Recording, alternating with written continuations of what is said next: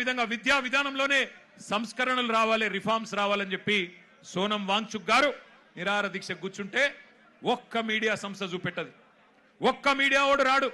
భయం. ఏం చేస్తారో, ఎక్కడ ఐటీ దాడులు చేస్తారో, ఎక్కడ సిబిఐని పంపిస్తారో, ఎక్కడ ఈడీని పంపిస్తారో, ఎక్కడ తమ వేట కుక్కలను పంపి ఇబ్బంది పెడతారో అని భయం. మీడియా రాలే. కానీ ఏం చేసింది జెన్జీ, యంగ్ జనరేషన్ ఏం చేసింది?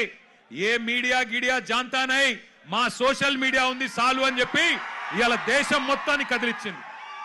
అందుకే అంటా ఉన్న మోడీ గారు, మీరు పెట్టుకోకూడనలతో పెట్టుకున్నారు, ఎవరితోనైతే పెట్టుకోవద్దో వాళ్ళతోనే పెట్టుకున్నావు, నువ్వు కొరివితో తలగొక్కున్నావు.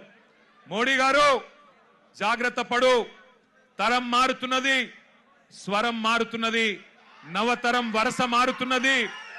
రాజ్యమా ఉలిక్కి పడు, గుర్తుపెట్టుకో, జాగ్రత్తగా ఉండు.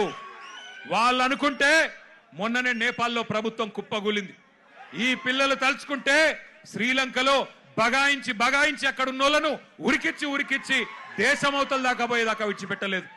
కాబట్టి ఎవరితో పెట్టుకోవద్దో మోడీ గారు, వాళ్ళతోనే పెట్టుకున్నావు. వాళ్ళ అహం మీద కొట్టినవి ఇయ్యాల.